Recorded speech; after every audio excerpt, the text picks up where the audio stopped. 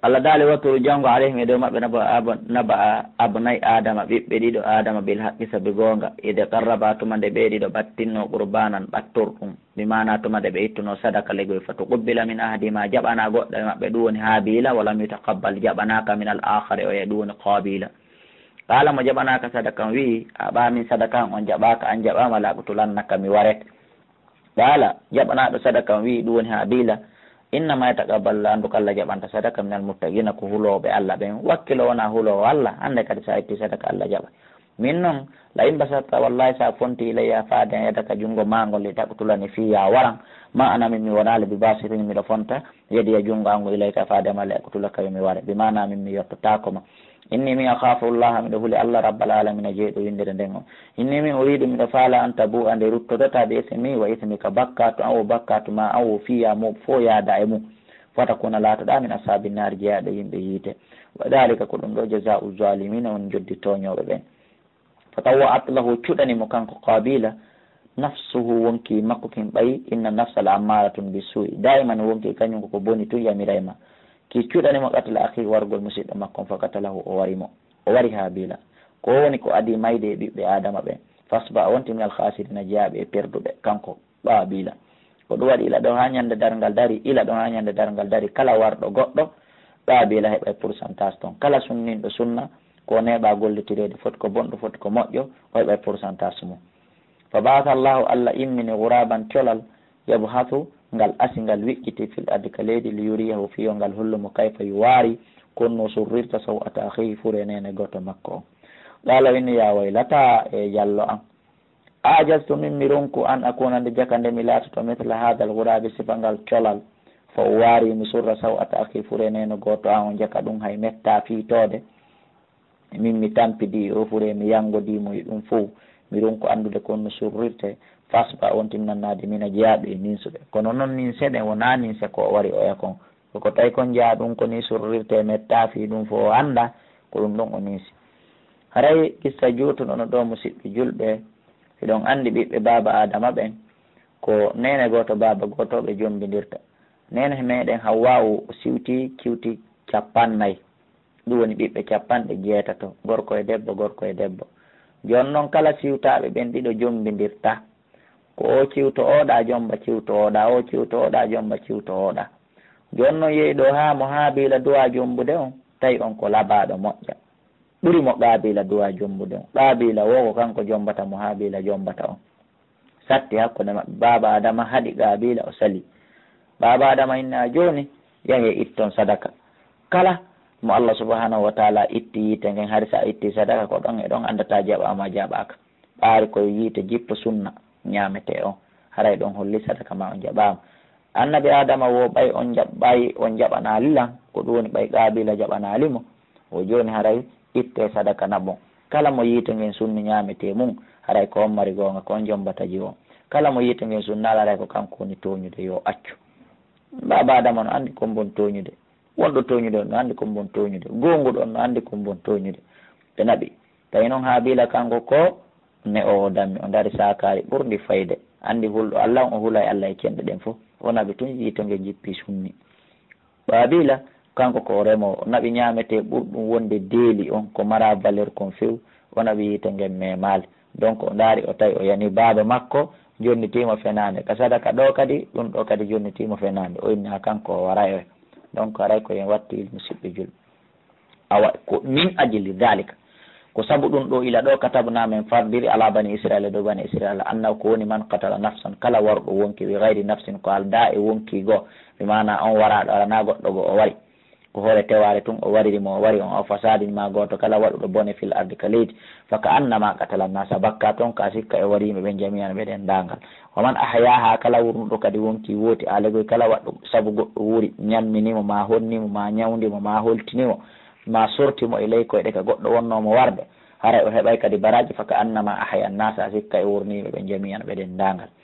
wala kadi jaatum gom ɗi ari ɓe rusuluna nelaɓe amen ɓen addaniɓe bil bayinati hujjaji feeñuɗi kono na faali tumma inna katira refti ko ɓuri ɗude min hum maɓɓe ba'da dalika ɓaawo ɗum fil ardi ka leydi hanila musrifuna hiɓe feƴƴintina bone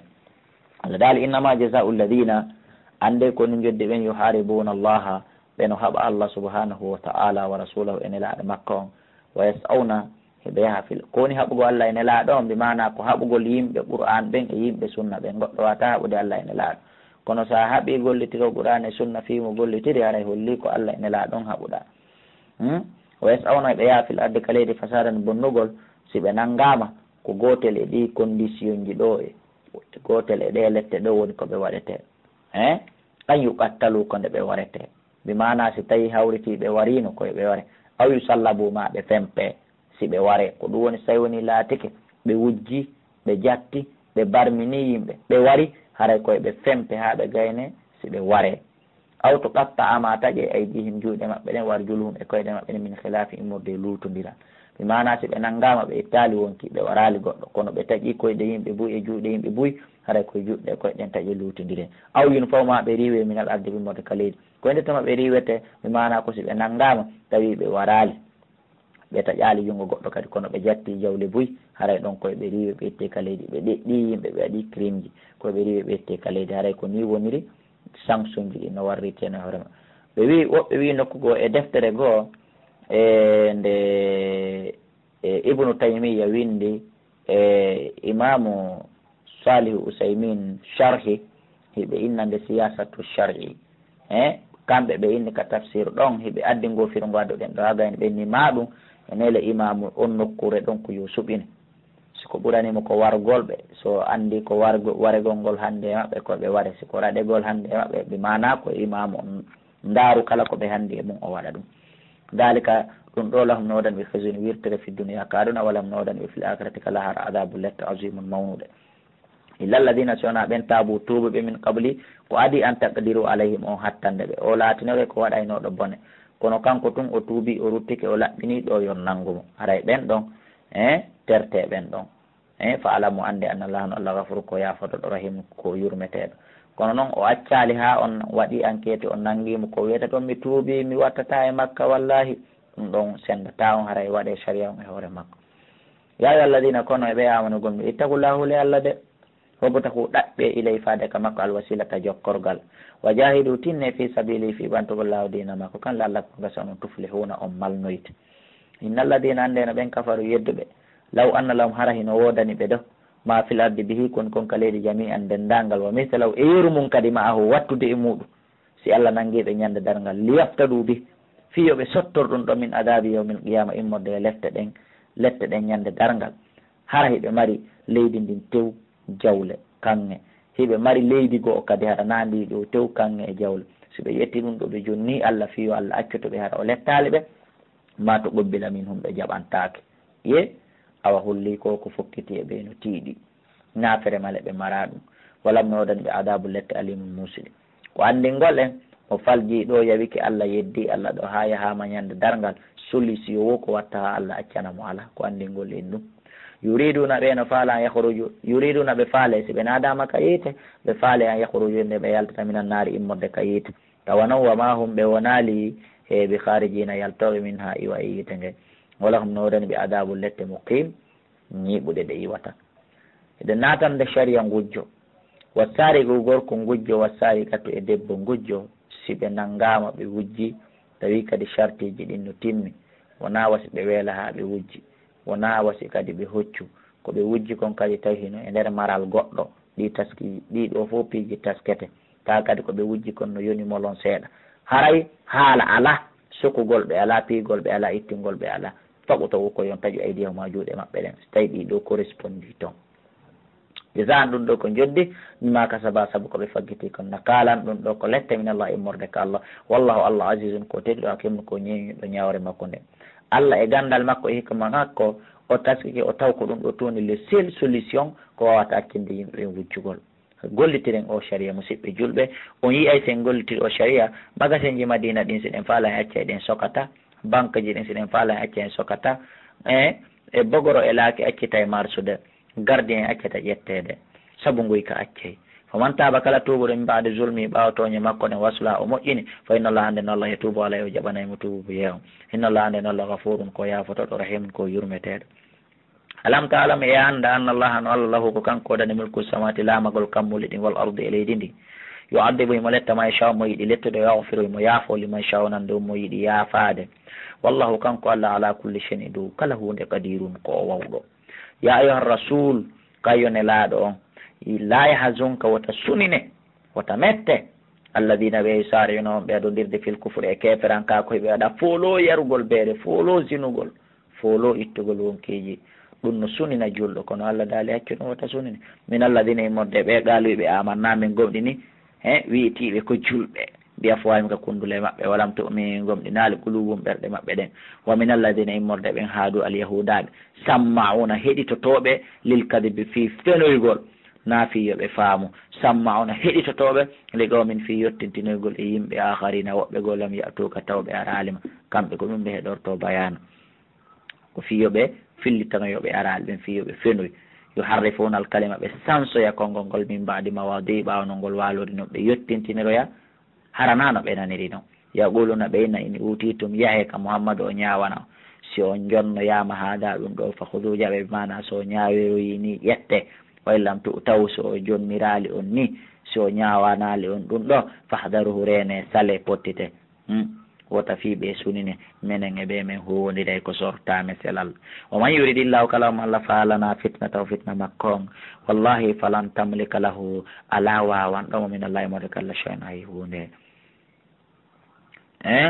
ulaika alladina ko ɓen lam yuridillahu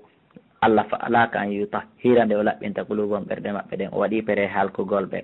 lawum noɗan ɓe fi dunia kanna kisuni wirtere walam noɗan ɓe fil akhirati kalahara adabu letta azimun mawnuɗe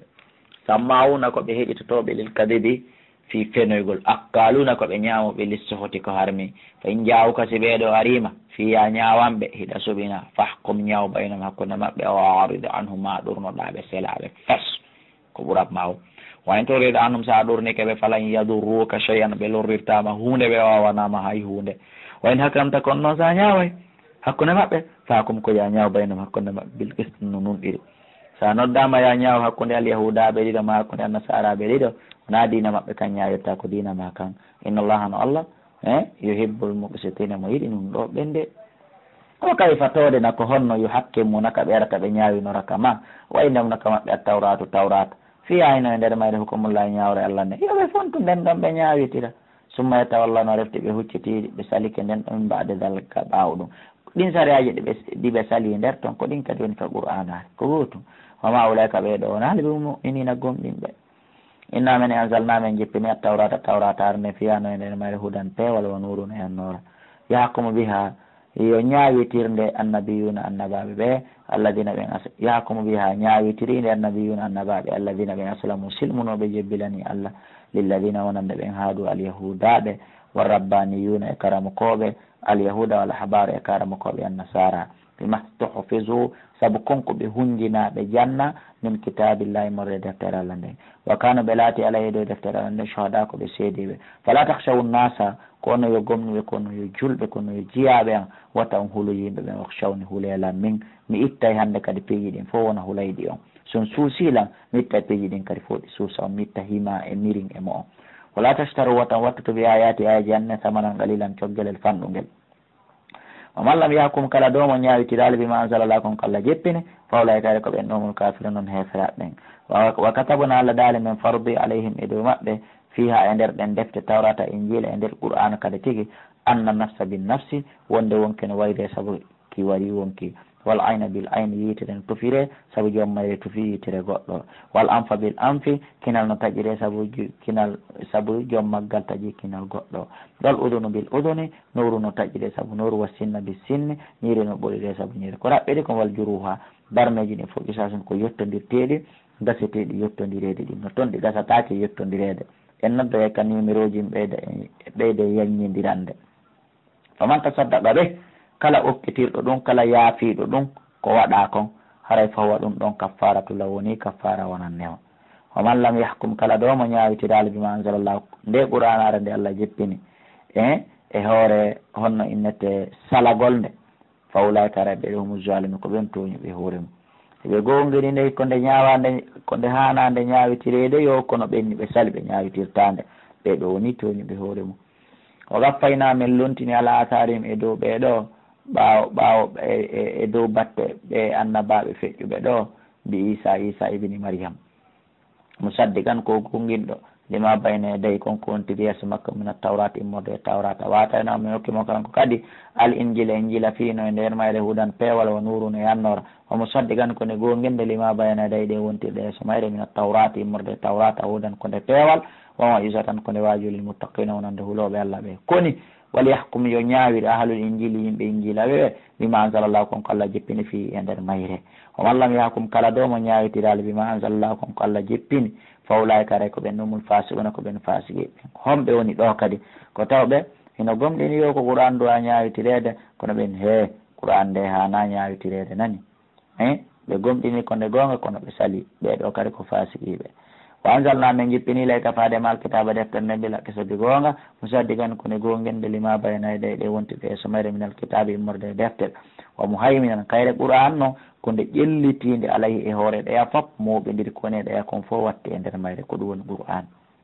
faakum ñawiri baynam hakkunde maɓɓe bima anzalallah saabu koko allah jeppini wala tataɓi wata jokko awam ko welata ɓe kon a majjay amma jaaka gay koko arma minal haqqi immorde gonga li kullin wonande kala e moftanuji ɗin ilay baba adama ha ene laaɗo caalna min komin waɗani on shir'atan sharia moɓe jokka wa min hajan e laawol ngol ɓe rewa ha ɓe naata aljanna wala inchallah si allah no faalanogo ila jaalakum waɗani ummatan wahidatan mofte goote on fof ono rewa e ɗum kono aray ɗon o force on aray ɗon dewal ngal wela walakin so koni liyabilokum ko fiyo jarribo on ko ɗum waɗi so tagi on hakkiri on suɓagol suɓoɗon laawol aljanna ma suɓoɗon laawol yiite